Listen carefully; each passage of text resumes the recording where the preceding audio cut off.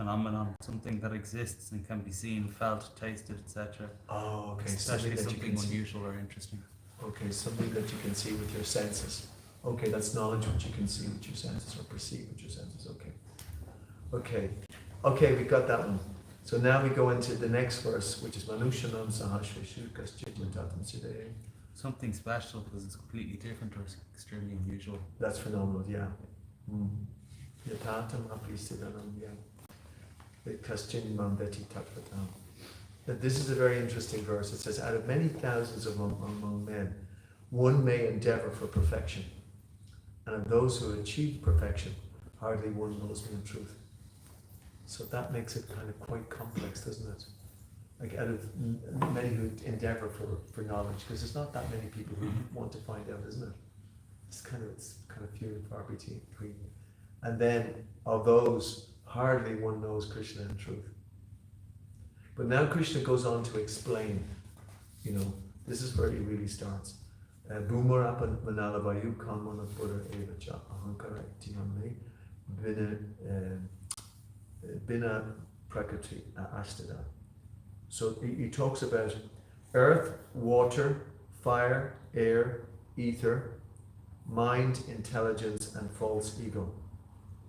All together, these 8 constitute my separated material energies. So that's like the material world. Like there's solids, liquids, and gases. That's in chemistry. It's like the phenomenal world that you can see. But then there's the subtle world, which is the mind, intelligence, and false ego. Everybody has heard of the science of the psychiatrist, psychology. In other words, they understand that there's something not just physical. They understand that there's something more subtle, this is what's talked about here. The mind, the intelligence, and the ahankara, or the false ego. So, generally people tend to just think that the world, the physical world, is all there is, and they kind of act in that way. But in reality, it's still, we understand that there's the subtle world as well, and the mind especially, because we all talk about, not only controlling the mind, but training the mind, or, there's so many courses that they have, whereby people, they improve their ability to do things, and it's all about trying to control the mind, basically. So that there's so many, the mind is very much accepted in the world. It's not just phenomenal. So that's altogether the material energies of God. But then the next verse, which is 5:7-5, Apariyam etas tvam tvanyam prakritam vidi me param jiva bhuta mahabaho yayaden daryate jagat.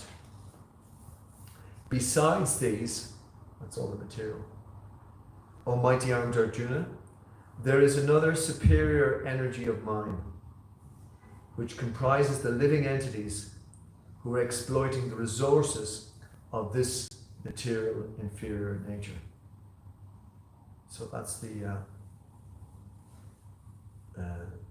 okay, let's just read what Prabhupada says in the purport here. Would anyone like to read? Here it is clearly mentioned that living entities belong to the superior nature or energy of the Supreme Lord. The inferior energy is matter manifested in different elements, namely earth, water, fire, air, ether, mind, intelligence, and false ego. Both forms of material nature, namely gross, earth, etc., and subtle, mind, etc., are products of the inferior energy. The living entities who are exploiting these inferior energies for different purposes are the superior energy of the Supreme Lord, and it is due to this energy that the entire material world functions. The cosmic manifestation has no power to act unless it is moved by the superior energy or the living entity. Energies are always controlled by the energetic, and therefore the living entities are always controlled by the Lord. They have no independent existence. They are never equally powerful as unintelligent men think. The distinction between the living entities and the Lord is described in the Srimad Bhagavatam 10.8.87.30 as follows. Okay, we just stop there. So it says that there's two energies, the superior energy and the inferior energy. But it says that what is the relationship between the superior energy that's spoken about here and the material energy? What does the superior energy do to the material energy? Yes. It's exploiting the material energy. Yeah, that's correct. The material energy or the superior energy is exploiting. So therefore we have a bunch of exploiting superior energies going on, and they're exploiting the material energy. But there's another entity that's said here. What's the other entity? God. Yes. And what is he doing? What is he doing?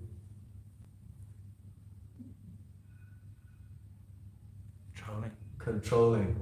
Yes, he's controlling the other superior energy. So there's three energies in total. There's the material energy, earth, water, fire, air, ether, mind, intelligence, muscle. There's the superior energy, which is the living entities, but they're controlled by the superior entity, which is God. So there's three energies. So if anyone asks you, what is this world made of? You can tell them it's made up of three energies. It's made up of God, it's made up of the living entities who are controlled by God, and it's made up of the material energy. So that's the way it's constructed. That's what Krishna is telling us. Okay, keep going. You don't have to read the Sanskrit. O Supreme Eternal, if the embodied living entities were eternal and all-pervading like you, then they would not be under your control. But if the living entities are accepted as minute energies of your Lordship, then they are at once subject to your supreme control. Therefore, real liberation entails surrender by the living entities to your control, and that surrender will make them happy. In that constitutional position, only can they be controllers. Therefore, men with limited knowledge who advocate the monistic theory that God and the living entities are equal in all respects are actually guided by a faulty and polluted opinion. Okay, maybe stop there again. Because there's a couple of different concepts that are brought up there. Yeah, the first one is that if the living entity surrender to the supreme entity, what does that make them? Subject. No, yeah, but it makes them, how do they feel when they do that, when they surrender? Happy. They feel happy, yeah, when they surrender to the supreme energy. So, because if they don't, they won't be happy. And then the other thing that's mentioned here is that, what about this theory that the God and the living entity are equal? Because they're both superior energy, right? What happens when you do that? When you say that they're equal? You limit God. Definitely limit God, yeah.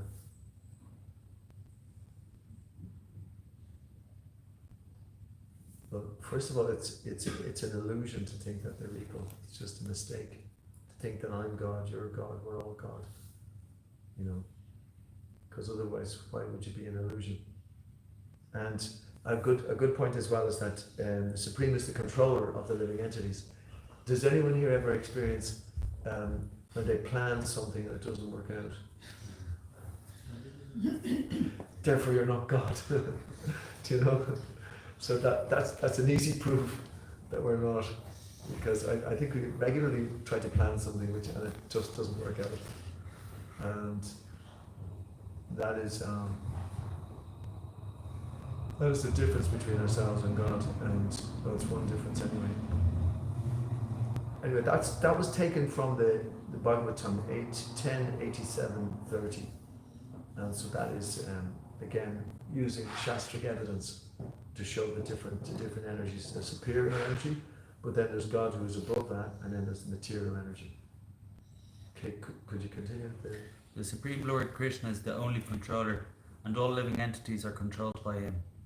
These living entities are his superior energy, because the quality of their existence is one and the same with the Supreme. But they're never equal to the Lord in quantity of power. While exploiting the gross and subtle inferior energy, matter, the superior energy, the living entity, forgets his real spiritual mind and intelligence. This forgetfulness is due to the influence of matter upon the living entity. But when the living entity becomes free from the influence of illusory material energy, he attains the stage called mukti, or liberation. The false ego, under the influence of material illusion, thinks, I am matter, and material acquisitions are mine. His actual position is realized when he is liberated from all material ideas, including the conception of his becoming one in all respects with God.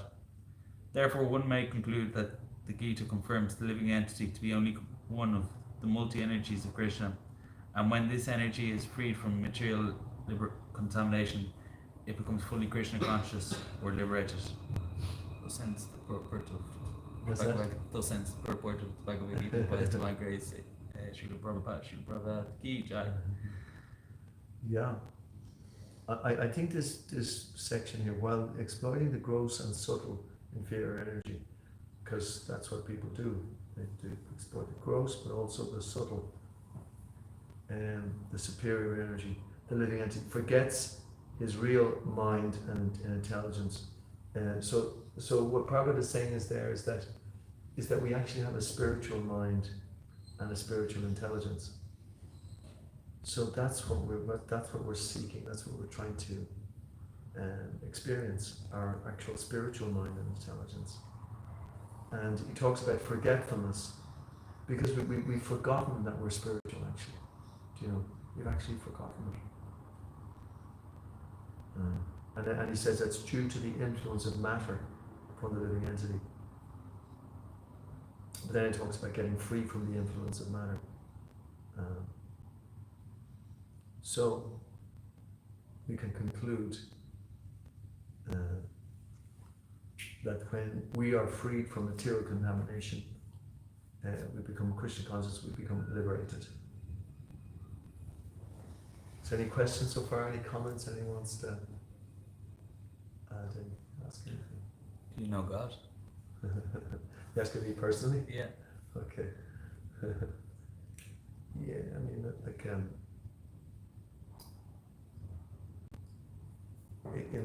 I have to say, I'm just trying to answer the question as honestly as I can, you know, in my practice of Krishna consciousness, and in the way that I've been studying the Shastra. Yeah, I think that God is, and funny, the next section of Bhagavad Gita is going to show you how you can know God in that sense, and it's going to be all about knowing God in nature, you know, how you can see God just in various things. You will, well, I suppose I have to speak about I, because you asked me an I question.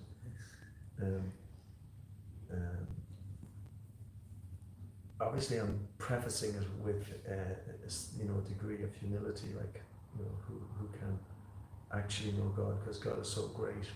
But he says, yeah. Oh, I can know God to the degree that any living entity can know God. In that sense, all of us can, you know. And I think that the next part then that you have to go to is that every living entity has a separate relationship with God. That God is the most important person in everybody's life. You know, everybody. Yeah, it's because God is giving us cognition and consciousness. That's where we're getting that from God, because otherwise we wouldn't have any awareness.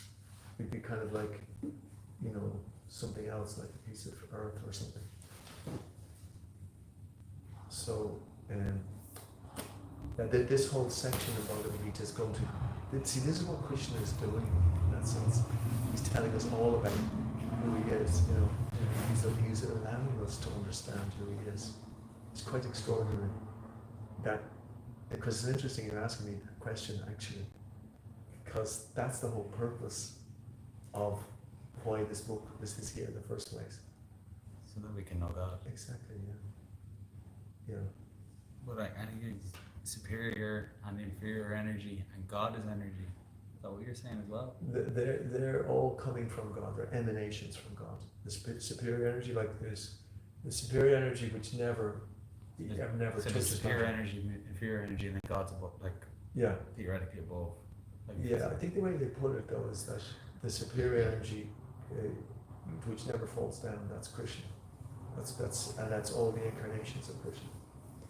There's so many incarnations, but they're all, it's like a candle lit, and that's there's all of the candles are lit from that candle. So there's Lord Vishnu, Vamana, Nishingadev. You know, there's so many different. What's the word? You know, they're spiritual energy. They don't fall down into the material world. They're higher spiritual energy. They're God who incarnates, or avatars, you could say. You know, they're not like us. We're superior energy as well, as it's said here, but we can fall down into the material world. That's our problem.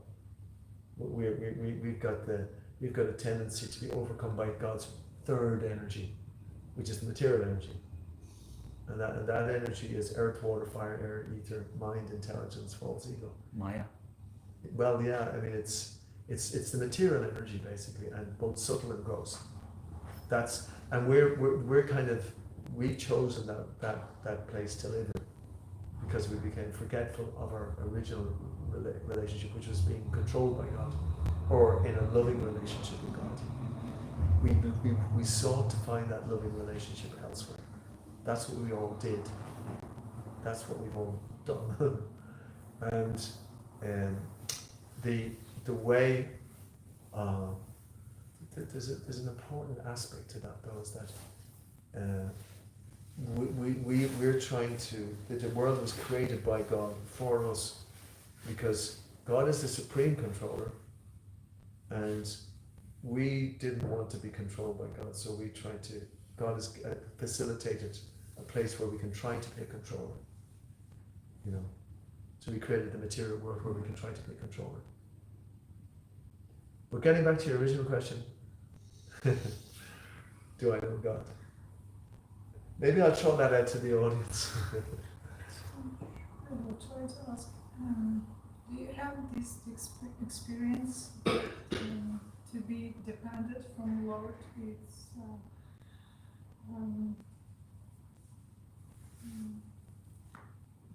I would say you become more happy if you trying to be dependent from Lord than. Yes, you could actually become happy when you become dependent on God, yeah. So you have really this experience? Yes, it's there. I've experienced it to some degree, yeah. I wouldn't say I've experienced it to a maximum degree or anything like it. I mean, yeah. And I think most people who take to spiritual life, they will experience God's presence, yeah. Because it's a science. It's a science of intuition, you could say. It's a spiritual science. It's not science that A plus B equals C, you know. It's something. It's more internal than that, you know. And it's using your experiencing ability of your soul. You know, It's personal. Say again? It's fully personal journey. Oh, personal, definitely. Yeah, Yeah. it's fully personal journey. Uh-huh. I've seen like people like who practice that, they have their own experiences and they went to very good higher degrees. They had their like spiritual peace and they enjoyed that kind of life. Yeah. Yeah. Satatam Kirtan also, yeah. Mahatmanas Tumam Parta Daivam Prakatamashita Bhajanta Nayamana Sokyaka Bhutadamadhyam. O son of Pritha, those who are not deluded, the great souls, are under the protection of the divine energy. They are fully engaged in devotional service because they know me as the Supreme Personality of Godhead, original and inexhaustible. And then Satatam Kirtayanto Mam Yatantas Chadridhavrita Namasyantas Chamam Bhakja Nitya Yukta Upasate. Always chanting my glories, endeavoring with great determination, bowing down before me, these great souls perpetually worship me with devotion. So that would be the example of the symptom of somebody. So anyone who you see is like that, you'll understand that they are experiencing God in that sense, you know. And so, but we can experience God to a degree, you know, to the degree of our purity in that sense, you know. The more that if we're performing devotional service, that's a great sign of it, that we're trying to please God with all our activities. You know, Fully surrendered. it's for you know that verse, Namikam Sharanam Jitbaja, you know that's one of the final verses of Bhagavad Gita, surrender. Now surrendering is an easy word, but not an easy activity. And that's why I like this verse, always endeavoring for perfection. That's why spiritual life is a strenuous activity, in the sense that we have to endeavor. And it's like if anyone wants to become, I said this before, wants to become an Olympic marathon runner, they have to train for years and years and years and years. To understand God is unlimitedly more difficult than becoming an Olympic medal. But the people see miracles as well. What's that? Miracle. Miracle, yeah. Yeah, no, it can be done, no, that's what I'm saying. But as I said in the verse, Manushanam Sahasrishu, out of many thousands among men, one may endeavor for perfection. And out of those, Krishna says this, out of those who have attained perfection, hardly one knows me in truth. You know, so it is quite you know, quite a path. But we don't get discouraged by that, because this is it. The nature of the soul is that it's always endeavoring. It always has hope. It's always hopeful. And that hopeful is coming because that's the nature of the soul. Because the nature of the soul is full of knowledge, full of bliss, and eternal. That's who we actually are. And so that hope is coming from that. Actually, I remember, does anybody here from a Christian background? Do you have a Christian background? Christian? Yeah. Yeah. Yeah, I mean, yeah, you are as well. There used to be a big thing about faith, hope, and charity, where we're three major, you know, Christian, but they're not. I see it's scientific. It's faith, hope, and charity are important, because the soul is full of hope like that. And I think of all the things that I've experienced in spiritual life, I think that sense of hope is one of the most incredibly powerful. You know, it is the most feeling that I'm alive. You know, and it's incredible the way nature has arranged it. You know, after a long hard day, you kind of you're exhausted, and then during the night, your body and your mind refreshes. You know, and then the next day you wake up again and you're thinking, yeah, okay, I can do it today. I might not have been able to do it yesterday, but today I can. You know, it's that symptomatic of the soul in the body. And the soul is, in that sense, utilizing the body for its for it to actually to function. Because we have to function in the body while we're in the body. You know, we have to function while we're in there. And therefore it's important to try to keep the body fit, you know, and fit and healthy. It's not obviously that we just get into a health fad. That's not what it's about. But we should be moderate, you know, in all of these things, in eating, sleeping, and recreation. These are the things, we all need these things. Recreation, because recreate, that means to create again. Recreation is very important because it means then that you, when you do something completely different than you normally do, and then you come back to you can function better then again.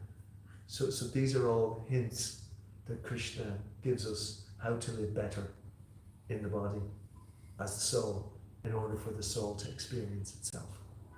You know. So yeah, good question. Any other question? Anyone else wants to? Yeah.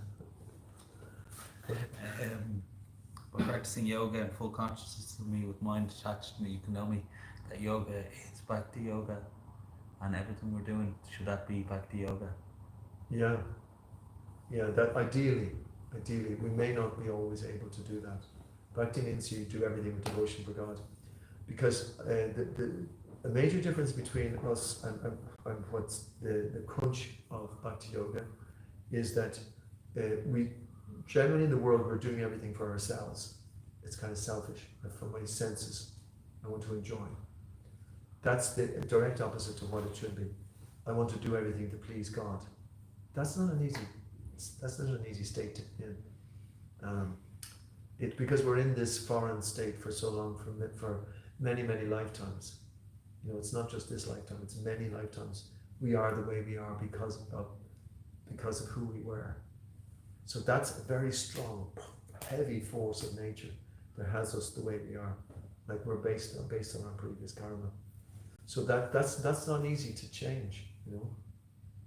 Because if we continue like that, we will just get our next body and our next body and our next body and our next body. So that's the force of nature. That's what we've entered into.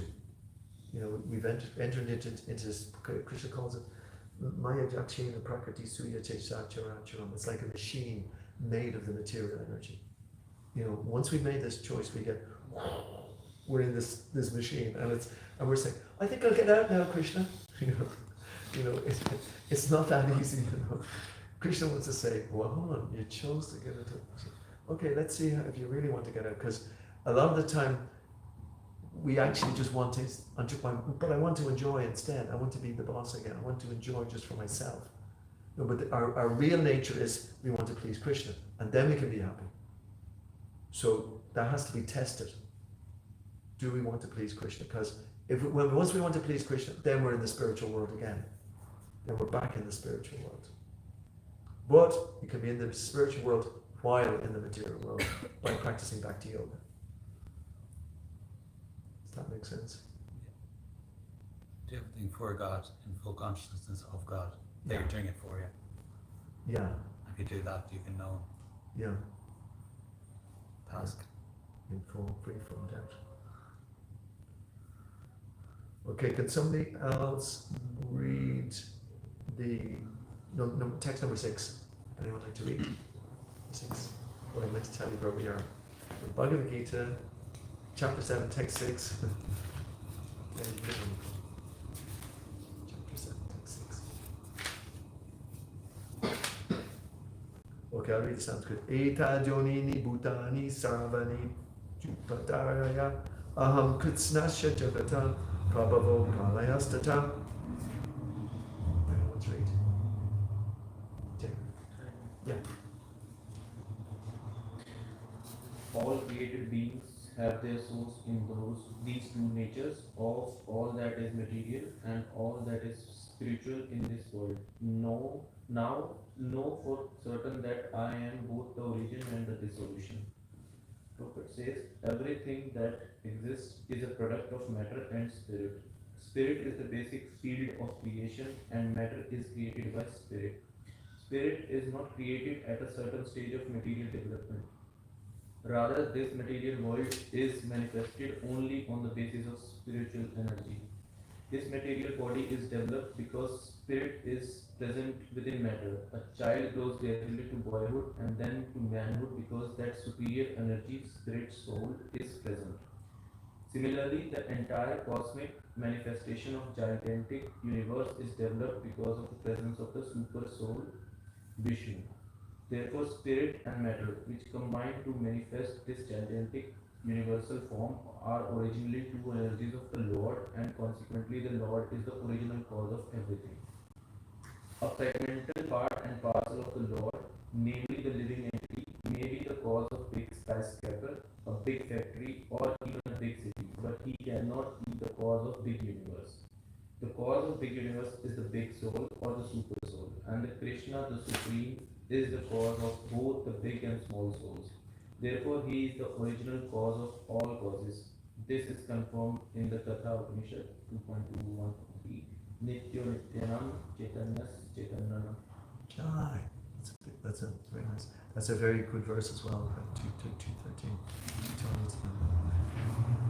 Just one small point to make is that spirit is not, is in the second line. Spirit is not created at a certain stage of material development, because that's something which the material tends to try to say that the spirit came about because matter, or the world is gradually evolving and we came out because this is the next stage of the world's development.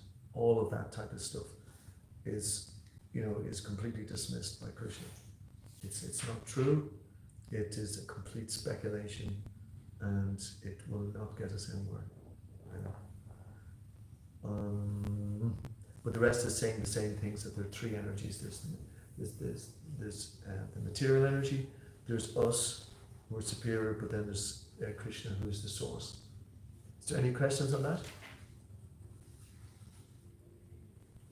Okay, let's go into this text 7, because it's nearly 7 o'clock. It's text 7.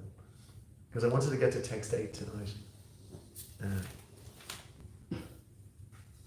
Mata parantaram nanyat kinchit asti dhananjaya mai sarvamidam protam sutre manigana iva. I just actually read the verses because O conqueror of wealth, there's no truth superior to me. Everything rests upon me as pearls are strung upon a thread. Could anyone read verse 8? Anyone like to read? Verse 8. Rasa hamam sukham priyapapasmi sashishuraya pranava sarvati yeshu shabdike purusham purusha. Yeah. O son of Kunti, I am the taste of water, the light of the sun and the moon, the syllable Om in the Vedic mantras. I am the sound in either and ability in man. So good. This verse. I won't go into the purport because we're going to have to do this next week. The purport 6 and 7 and 8. But so what Krishna is going to say here now, we're talking about who Krishna is. He's going to explain to us how we can see him. How we can see God, and he said how we can see him in the phenomenal world, the world that we're living in. It's just like the 7, 8, 9, 10, 11. The next 4 verses then he talks about that, how we can recognize Krishna in various things. On the light of the sun and the moon, the syllable Om in Vedic mantras. So this is ways in which we can meditate on who God is. And the original fragrance of the earth. Beautiful fragrance of the earth. I'm the heat and fire. You can see fire, and there's heat and light. This is Krishna. I'm the life of all that lives. I am the penance of the ascetics. I am the original seed of all existences, the intelligence of the intelligent, and the prowess of all powerful men. So these are the ways in which Krishna is getting us to actually understand him. It's to develop, because we're saying we want to see God, but we have to develop the eyes to see God. So Krishna's given us this indicators how we can get to see who God is. So it's brilliant. You cannot compare what Krishna's doing here. I mean, I haven't seen anything even remotely coming close to what Krishna's doing, and how he's giving us this guidance. And he's giving us, it's like a science, how we can completely change into being a lover of God rather than being a lover of ourselves. Because that's why we've got these bodies, because we're lovers of ourselves, and we're deluded into who we actually are. But if we can develop a very strong faith that Krishna is talking about, then we will see the beauty personified. We will see the very depths of our own soul. We can see the depths of the soul of others. We can see the depths of Krishna.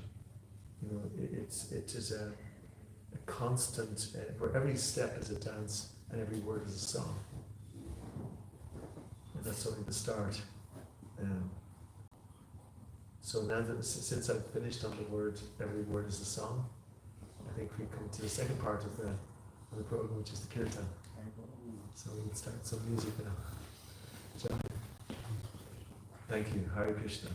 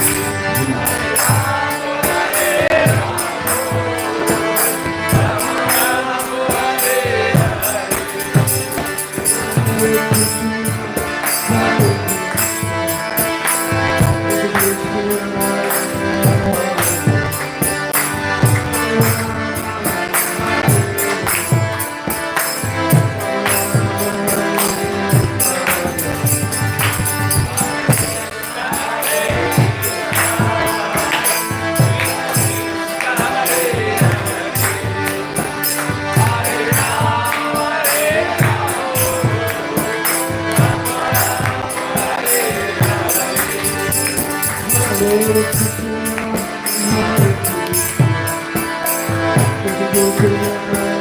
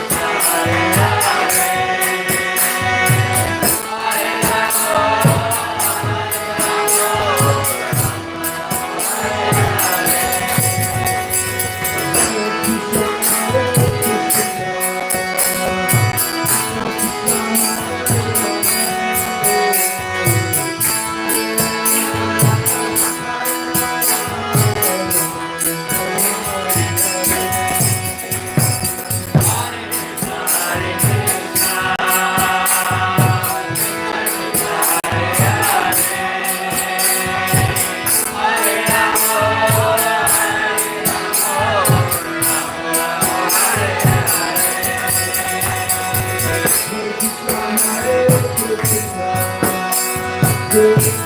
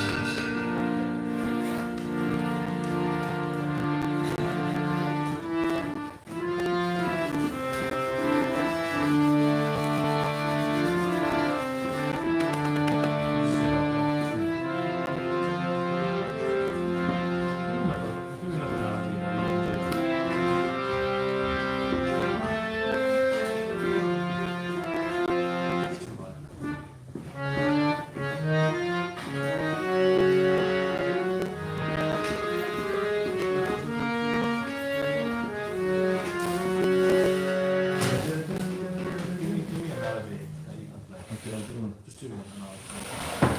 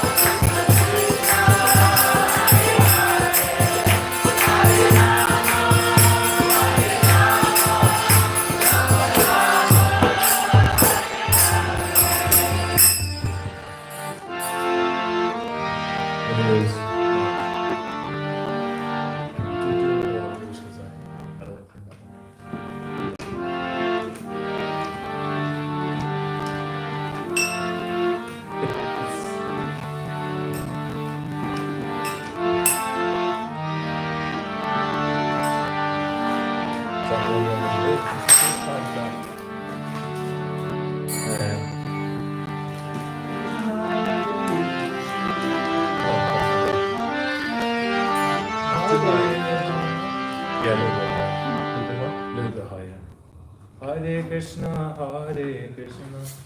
Is that Bible? Hare Krishna, Hare Krishna.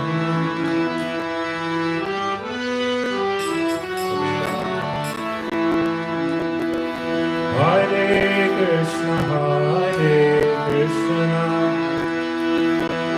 Krishna Krishna, Hare Hare, Hare Rama, Hare Rama,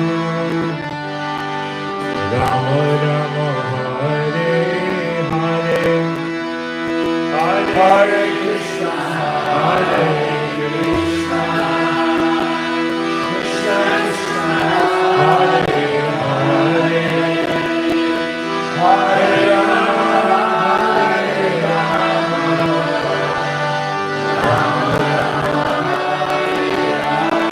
Hare Krishna, Hare Krishna, Krishna Krishna, Hare Hare, Hare Rama, Hare Rama, Rama Rama, Hare Hare, Hare Krishna, Hare Krishna, Krishna Krishna,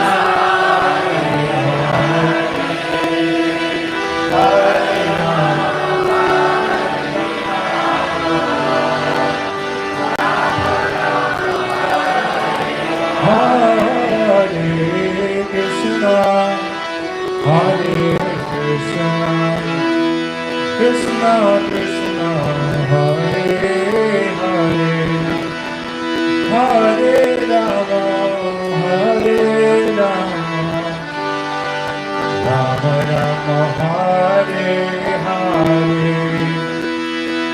Hare Krishna, Hare Krishna, Krishna Krishna, Hare Rama, Hare Rama, Rama Rama, Hare Krishna, Hare Krishna, Krishna Krishna, Hare Hare, Hare Rama, Hare Rama, Rama Rama, Hare Hare, Hare Krishna, Krishna Krishna, Hare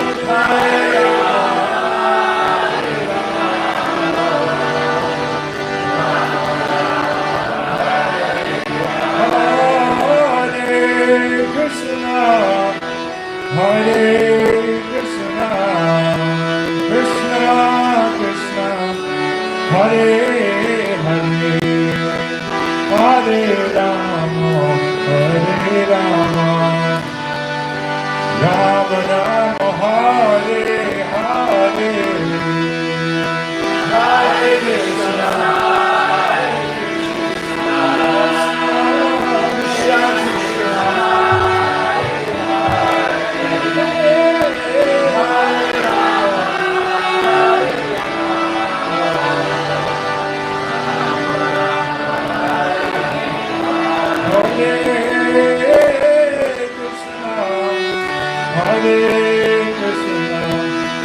Krishna Krishna, Hare Hare, Hare Rama, Hare Rama, Rama Rama, Hare Hare, Hare Krishna, Hare Krishna,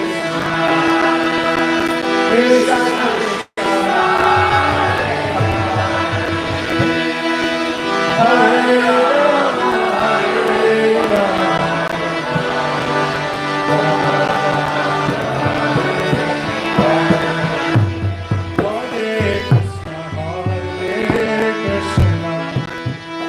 Krishna Krishna, Hare Hare, Hare Rama, Hare Rama,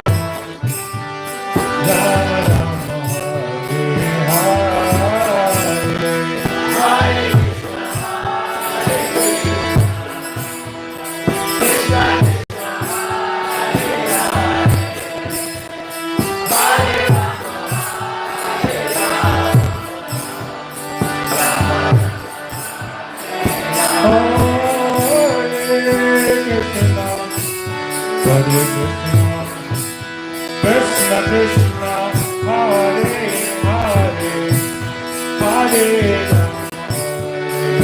Rama, Rama Rama, Hare Hare, Hare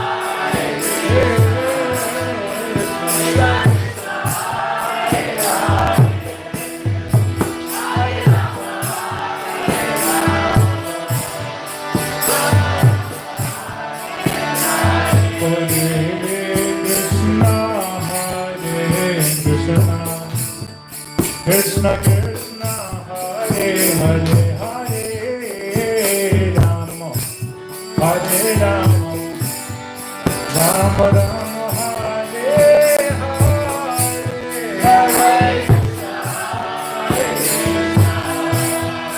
Krishna Krishna, Hare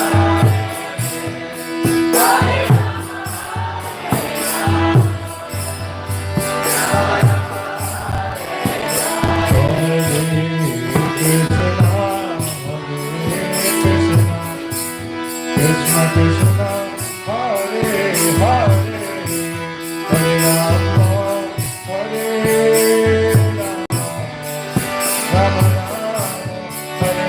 Rama, Hare Rama, Rama Rama, Hare Hare, Hare Krishna,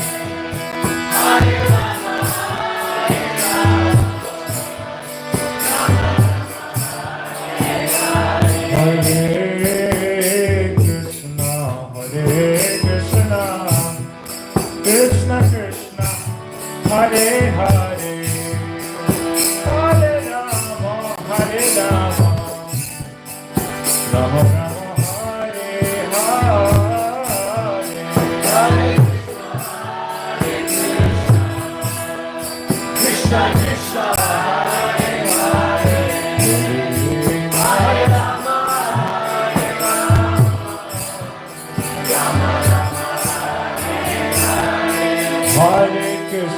Hare Krishna, Krishna Krishna, Hare Hare, Hare Rama, Ram Ram, Hare Krishna, Krishna Krishna, Hare Hare, Hare Rama, Ram Ram,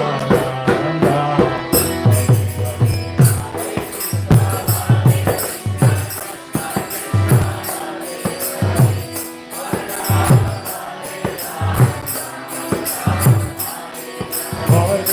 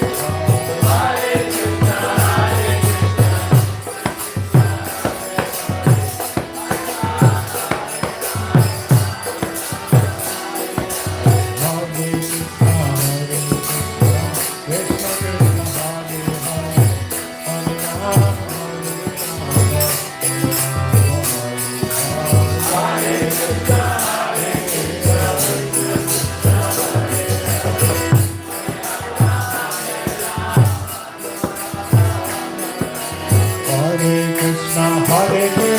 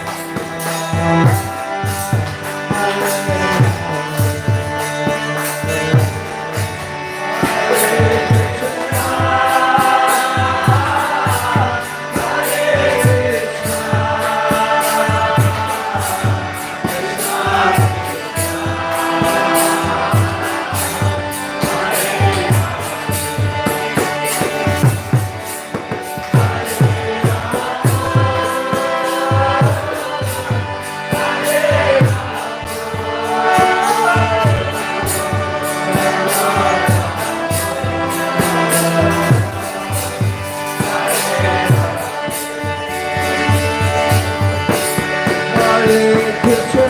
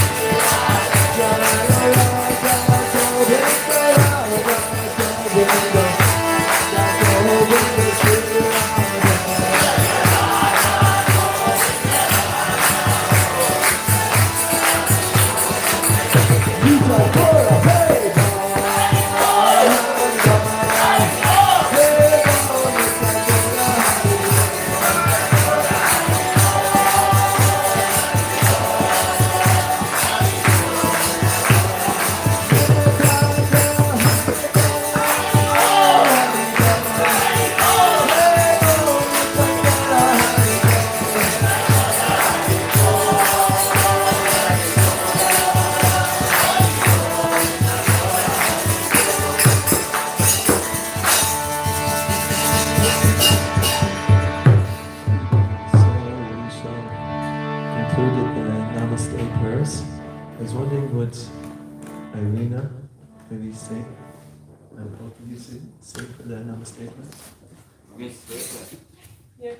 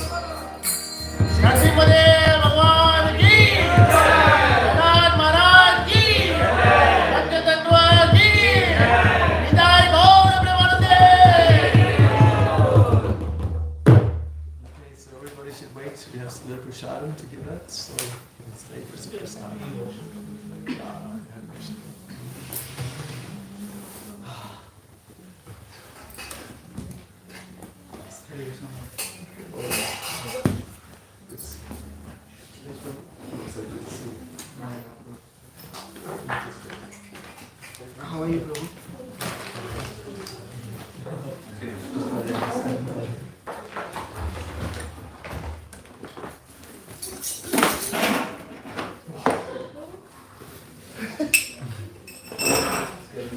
Slower and slower,